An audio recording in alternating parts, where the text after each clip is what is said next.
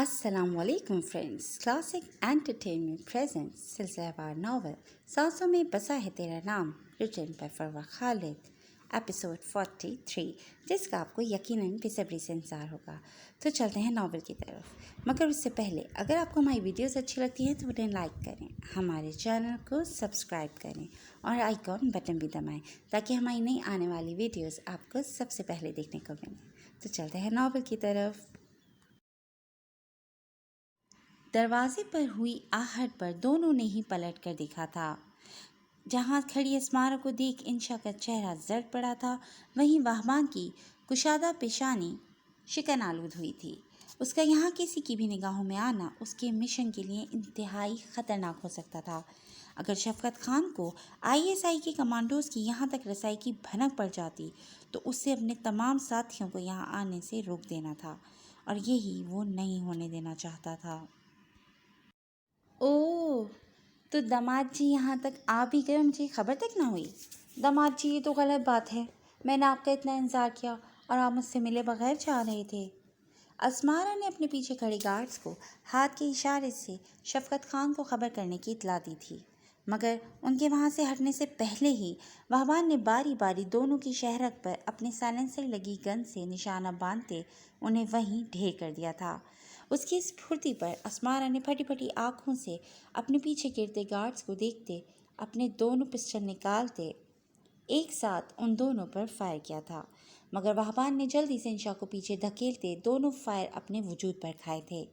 وہبان کو گولیاں لگتے دیکھ انشا کے ہونٹوں سے چیخ بلند ہوئی تھی، کیونکہ اسمارا کی گولی کا نشانہ وہبان کے سینے پر تھا۔ یہ کی بات ہی کرے اسمارا نے وہبان پر 2 مزید فائر کیے تھے، جس کے بعد وہبان بے جان ہوتا زمین بوس ہوا تھا۔ انشا جو خود بھی لڑنا اچھی طرح جانتی تھی، وہبان کو پورے قد سے زمین بوس ہوتا دیکھ وہ سکتے میں آ چکی تھی۔ اسمارا نے ایک جھٹکے میں اس کی آنکھوں کے سامنے اس کی زندگی چھین لی تھی اور وہ کچھ کر بھی نہیں پائی تھی۔ انشا کو لگا تھا اب وہ کبھی اس جگہ سے ہل بھی نہیں پائے گی۔ مہلت دینی چاہیے تھی تمہیں میں نے، مگر تم اس قابل ہی نہیں ہو۔ اب ماتم کرو اپنے شوہر کی موت پر اور کچھ دیر بعد شفقت خان کی سیج سجانے کے لیے تیار ہو جانا۔ وہبان کے پاس اس کی گنز اٹھاتی اسمارا انشا کے ساکت وجود پر ایک نفرت بھری نگاہ ڈالتی اسے اپنے ساتھ گھسیٹتی وہاں سے نکلتی چلی گئی تھی، جبکہ انشا اپنے سامنے وہبان کا بے جان وجود دیکھ جیسے حواس کھو بیٹھی تھی۔ اسے کچھ پرواہ نہیں تھی کہ اسمارا اسے کہاں لے کر جا رہی ہے۔ اس کی آنکھ سے ایک آنسو بھی نہیں ٹپکا تھا، وہ بالکل ساکت اور جامد تھی۔ اس کا دل جیسے پتھر کا ہو گیا تھا اور آنکھوں سے ایک آنسو بھی نہیں ٹپکا تھا۔ اسمارا گارڈ کی اطلاع پر جیسے ہی وہاں پہنچی، شبیر خان بالکل نارمل انداز میں بیٹھا فنکشن کے لیے تیار ہو رہا تھا۔ اس کے پوچھنے پر یہی جواب ملا تھا کہ اس نے کسی گارڈ کو نہیں بھیجا۔ اسمارا کو شدید گڑبڑ کا احساس ہوا تھا۔ وہ گارڈز کو لیتی الٹے قدموں واپس لوٹی تھی۔ جب اسی گارڈ کو انشا کو وہاں سے لے جاتے اور اس کا آدھا اترا ماسک دیکھ کر اسمارا سمجھ گئی تھی کہ وہ وہبان ہی ہے۔ اس نے وہبان کو تو اپنے ہاتھوں ختم کر دیا تھا، مگر اب وہ شبیر اور شفقت خان کو اس بارے میں بتانے کا کوئی ارادہ نہیں رکھتی تھی۔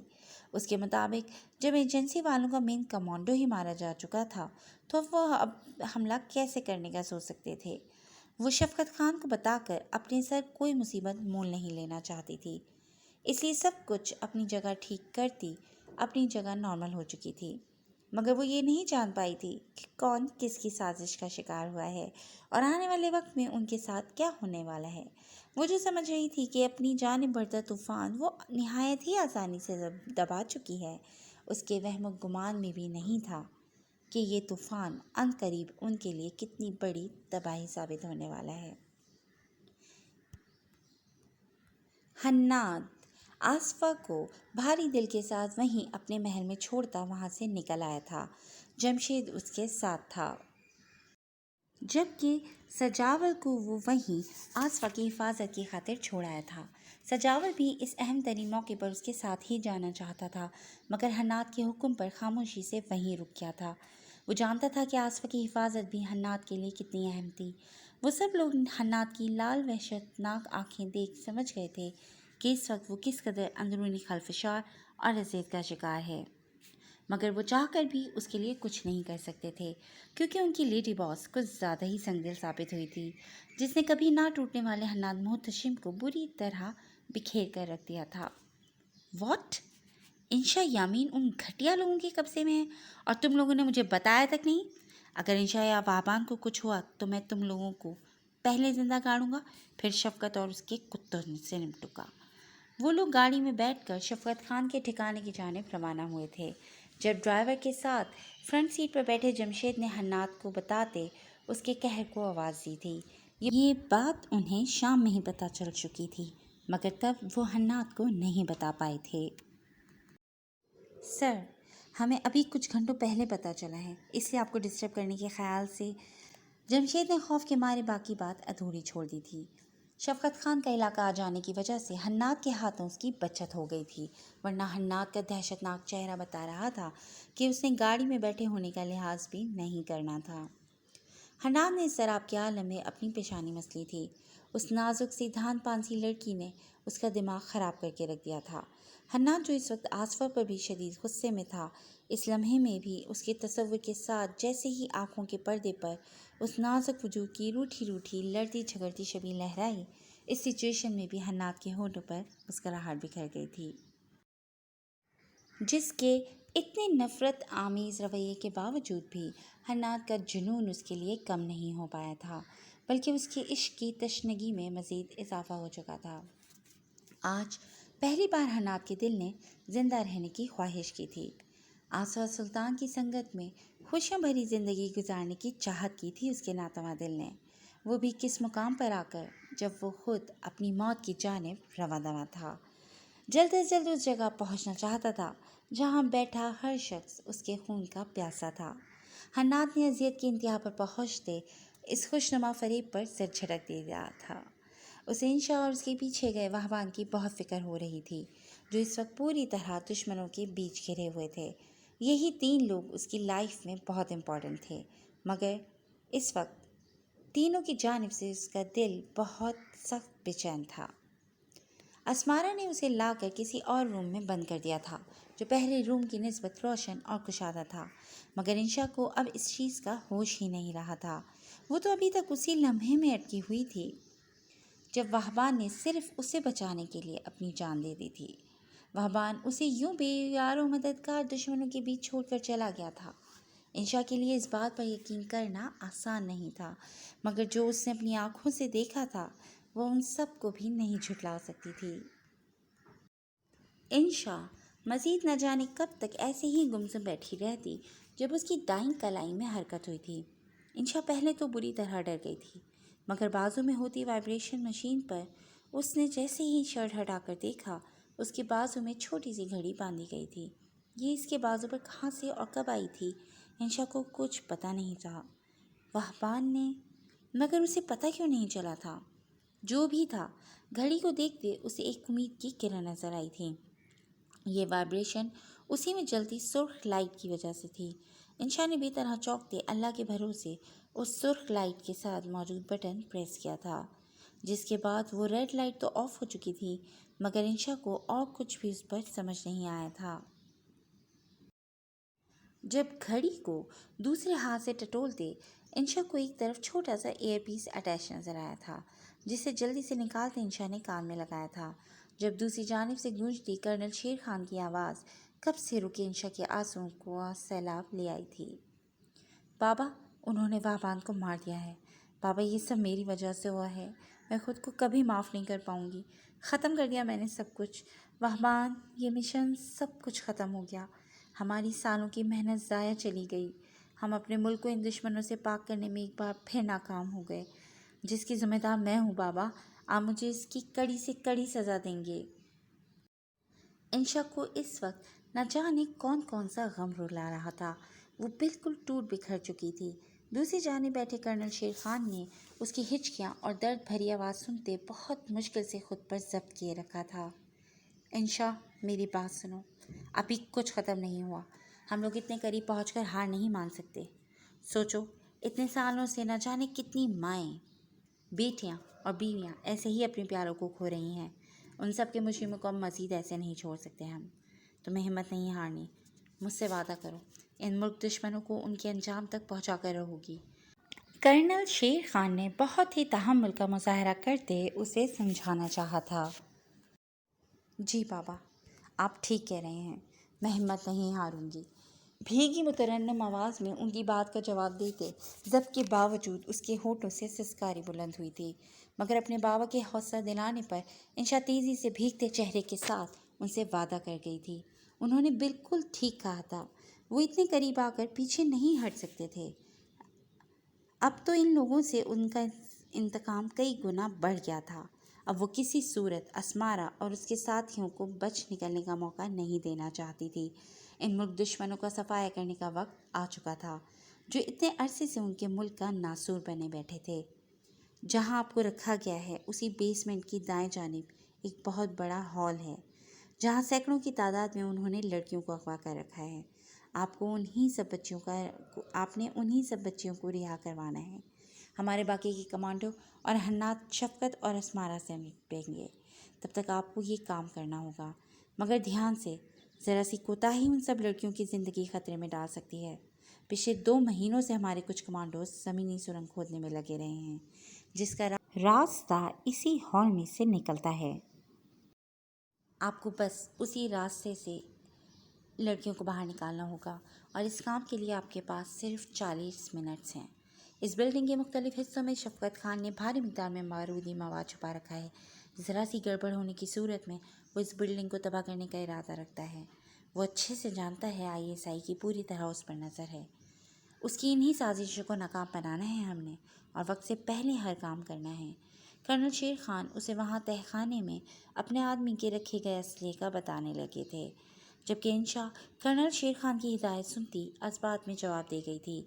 जब उसी लम्हे दरवाज़ा खुला था, इंशा अपने कान को बालों से ढकती वही पोजीशन इख्तियार कर गई थी जिसमें असमारा उसे छोड़ कर गई थी। अभी कुछ लम्हों पहले वो किस कदर बड़े सदमे से गुजरी थी, मगर उस दिल चीरते दर्द को अपने अंदर छुपाए वो मुल्क की बेटी अपने हौसले बुलंद किए मुल्क की खातिर लड़ने को तैयार थी। उसके चेहरे पर कहीं से भी खौफ आया नहीं था, एक अज़्म था, एक जुनून था, इन दुश्मनों को नीज़ तो नाबूद कर देने का जज्बा। हन्नात के जाने के बाद आसफा भी रूम से निकल आई थी। उसका दिल अजीब बोझलपन का शिकार हो रहा था। जहाँ हन्नात के पास आने पर वो शदीद गुस्सा कर रही थी, वहीं अब उसको सामने ना देख दिलो दिमाग में अजीब सी बेचैनी भरने लगी थी। किसी अनहोनी के ख्याल से उसका दिल बैठा जा रहा था। एक तरफ वो उससे शदीद नफरत का इजहार कर चुकी थी, तो दूसरी जानिब उसके लिए शदीद फिक्रमंद भी। आसफा को इस वक्त अपनी कैफियत पर भी शदीद गुस्सा आ रहा था। आसफा की मुतलाशी निगाहों ने उसे हर जगह ढूंढा था, मगर वो कहीं भी दिखाई नहीं दे रहा था। न बेडरूम में, न स्टडी रूम, न ड्राइंग रूम में बैठकर अपने आदमी के साथ मीटिंग करता, और न उस रूम में जहां आसफा ने उसका वो दरिंदे भरा रूप देखा था। आसफा के दिल का बोझलपन बढ़ने लगा था। उसे हन्नात का ये महल आज खामोश और उदास उदास सा लगा था। दरो दीवार से टपकती वहशत उसे खौफजदा करने लगी थी। आज खिलाफ मामूल गार्ड्स की तादाद में भी उसे कमी महसूस हुई थी। आखिर ये सब लोग कहाँ हैं? सजावल और जमशेद भी कहीं नज़र नहीं आ रहे। आसफा का दिल बैठने लगा था जब उसने अपने बेडरूम के बाहर आते वहाँ लगी बेल का बटन प्रेस किया था।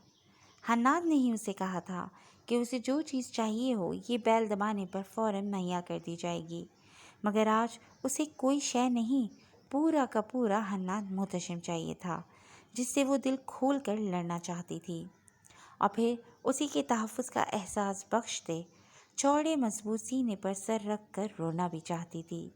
उसकी बेल बजाते ही चंद लम्हों बाद सजावल सर झुकाए उसके सामने हाजिर हुआ था। जी मैम, आपको कुछ चाहिए? सजावल का उतरा चेहरा और कमज़ोर सी आवाज़ आसफा की परेशानी मज़ीद बढ़ा गई थी। उसे शदीद गड़बड़ का एहसास हुआ था। हन्नात कहाँ हैं? मुझे उनसे बात करनी है। इंशा ने बमुश्किल ये अल्फाज अदा किए थे। उसका दिल अजीब से एहसास से लरज़ रहा था। वो इस वक्त मोहतशिम मेंशन में नहीं है, किसी ज़रूरी काम से बाहर गए हैं। सजावल ने इंतहाई तहम्मुल से जवाब दिया था। उसकी निगाहें हनूस झुकी हुई थीं। कब तक वापस आएंगे? आसफा ने अगला सवाल दागा था। दुआ करें जल्द लौट आएं। सजावल का जवाब आसफा को बुरी तरह ठटका गया था, जो आज उससे पहले से काफ़ी मुख्तलिफ उदास उदास सा लगा था। क्या मतलब तुम्हारी इस बात का? कहाँ गए हैं हन्नाद? आसफा को सजावल का अंदाज अजीब सा लगा था। आज तक वो हमेशा दो टोक ही बात करता था, मगर आज आसफा के सवाल के जवाब में वो खामोश ही रहा था, जिस पर आसफा की बेचैनी मज़ीद बढ़ी थी। पहले हन्नाद भी अजीब सी बातें करके गया था और अब सजावल का अंदाज भी उसके दिल को बेकल सा कर गया था। मुझे सब जानना है, वो सब भी जो उस दिन तुमने मुझसे पोशीदा रखा था, प्लीज़। मैं जानती हूँ तुम हन्नाद के खैर ख्वाह हो, प्लीज़ मुझे सारी सच्चाई बता दो। आसफा ने नम लहजे में कहते सजावल को मजबूर कर दिया था। मुझे आपको कुछ भी बताने की इजाज़त नहीं है, पहले ही आपकी वजह से सर हमसे बहुत खफा हैं। सजावल अभी थोड़ी देर पहले पड़ने वाला उसका थप्पड़ भूला नहीं था। मैं देख लूँगी तुम्हारे सर को, इस बार वो तुम्हें कुछ नहीं कहेंगे। मुझे सब सच बताओ प्लीज़। आसफा बोल ऐसे रही थी जैसे वाकई हन्नाद को कंट्रोल करना आता हो, जबकि सजावल हन्नाद के सामने इस शेरनी को भीगी बिल्ली बनते अपनी आंखों से देख चुका था। मगर आसफा के इतने इसरार पर वो चाहने के बावजूद इनकार नहीं कर पाया था और हन्नाद मोहतशम की ज़िंदगी के हर पहलू से पर्दा उठाता चला गया था। जैसे जैसे वो बोलता जा रहा था, आसफा का चेहरा अज़ियत और दर्द के मारे सफ़ेद पड़ता जा रहा था। हन्नाद का दर्दनाक माजी सुनकर आसफा को लगा था वो अब कभी हिल भी नहीं पाएगी। हन्नाद को वो क्या समझी थी और वो शख्स यहाँ भी उसे पूरी तरह गलत ठहराता क्या निकला था। वो तमाम अल्फाज इस वक्त उसके दिल पर कारी ज़र्ब की तरह लग रहे थे, जो उसने हन्नाद को बोलकर उस प्यारे शख्स का दिल लहू लहान करके रख दिया था। वो उससे बेपनाह मोहब्बत करता था। हन्नाद ने उसकी शक्ल में अपनी ज़िंदगी का वाहिद सहारा ढूंढा था, मगर उसने क्या किया था? बजाय हन्नाद को संभालने, उसके ज़ख्मों पर मरहम रखने के, उसका वजूद मज़ीद लहूलुहान कर दिया था। आसफा का पूरा चेहरा आंसुओं से भीग चुका था। सजावल उसे गुमसुम होता देखकर खामोशी से वहाँ से उठ गया था। हन्नाद की जान खतरे में होने का सुनकर आसफा का दिल बुरी तरह तड़प उठा था।